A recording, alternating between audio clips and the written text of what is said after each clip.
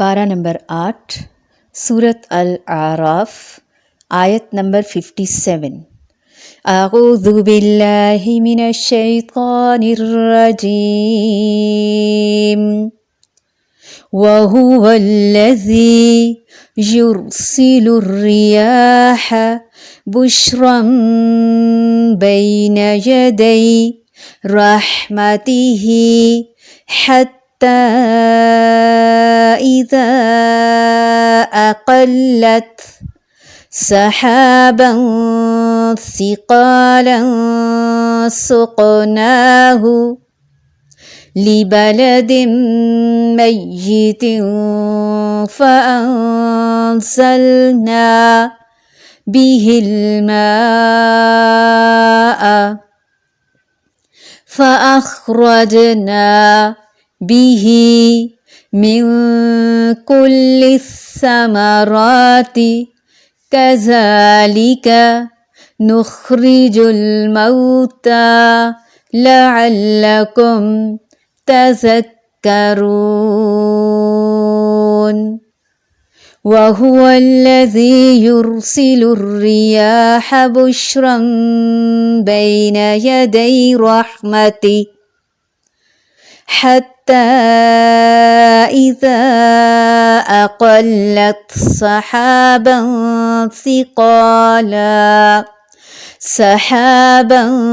ثِقَالًا سُقْنَاهُ لِبَلَدٍ مَيِّتٍ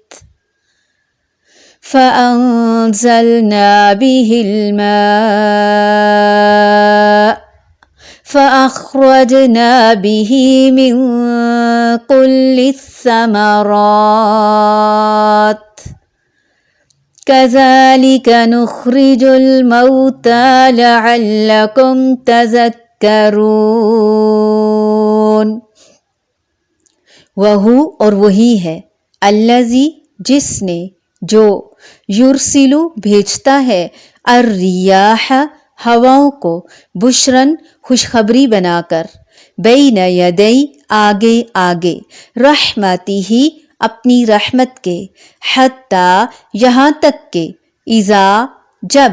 اقلت وہ اٹھا لیتی ہیں سحابن بادل ثقالن بوجھل سقناہ چلاتے ہیں ہانکتے ہیں نا ہم ہو اسے لبلدن طرف زمین کے میتن مردہ فَأَنزَلْنَا پھر اتارتے ہیں ہم بھی ساتھ اس کے الماء پانی کو فَأَخْرَجْنَا پھر نکالتے ہیں ہم بھی ساتھ اس کے من کل الثمرات ہر طرح کے پھلوں سے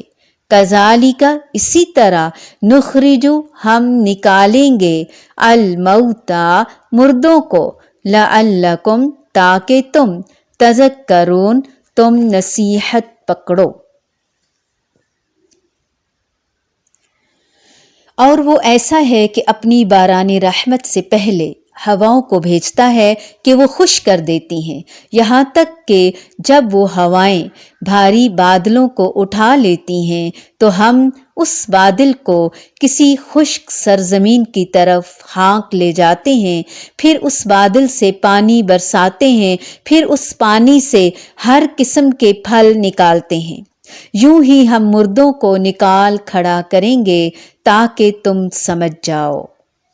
تاکہ تم سمجھ سکو، سمجھو۔ بشرن بشیر ان کی جمع ہے، رحمتن سے مراد مطر بارش، یعنی بارش سے پہلے وہ ٹھنڈی ہوائیں چلاتا ہے جو ہمارے لیے خوشخبریاں لے کر آتی ہیں، بارش کی نوید لاتی ہیں۔ بھاری بادل سے مراد پانی سے بھرے ہوئے بادل، ہر قسم کے پھل جو رنگوں میں، ذائقوں میں، خوشبوؤں میں اور شکل و صورت میں ایک دوسرے سے مختلف ہوتے ہیں۔ جس طرح ہم پانی کے ذریعے سے مردہ زمین میں نئی جان، نئی روح پیدا کر سکتے ہیں، رویدگی پیدا کر دیتے ہیں اور وہ انواع و اقسام کے غلے اور پھل پیدا کرتی ہے، بالکل اسی طرح قیامت والے دن تمام انسانوں کو جو مٹی میں مل کر مٹی ہو چکے ہوں گے ہم دوبارہ زندہ کریں گے اور پھر ان کا حساب لیں گے۔ بظاہر یہ باتیں انسانی عقل ماننے کو تیار نہیں ہوتی، جس طرح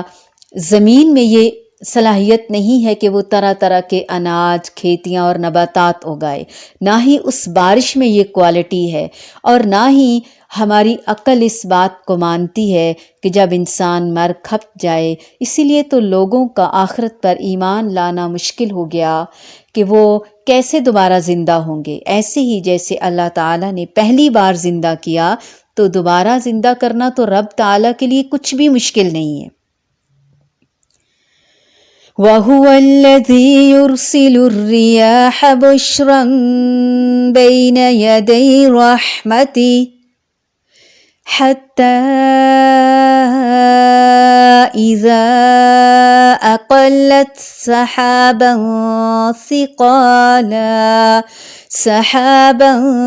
ثِقَالًا سُقْنَاهُ لِبَلَدٍ مَّيِّتٍ فَأَنزَلْنَا بِهِ الْمَاءَ فَأَخْرَجْنَا بِهِ مِن كُلِّ الثَّمَرَاتِ كَذَلِكَ نُخْرِجُ الْمَوْتَى لَعَلَّكُمْ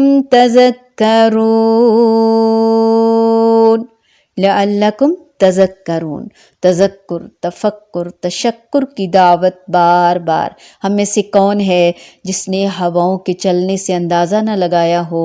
کہ بارش برسے گی یا بن برسے گزر جائے گی؟ بڑوں سے پوچھیں، انہیں اتنا تجربہ ہو چکا ہوتا ہے کہ گھٹائیں گھنی ہیں، کالی ہیں، سیاہ ہیں، اب بارش ہوگی نہیں ہوگی، اب ہوائیں آئی ہیں وہ بادلوں کو اڑانے آئی ہیں یا برسانے آئی ہیں۔ ہوتا تو سب کچھ اللہ تعالیٰ کے حکم سے ہے، فیصلے سے ہے، لیکن ہمارے لیے اس میں میسج ہوتا ہے، پیغام ہوتا ہے، آیات میں بھی اور کائنات کی نشانیوں میں بھی، ہواؤں میں، بادلوں میں، بارش میں، برسات میں، جھڑی میں،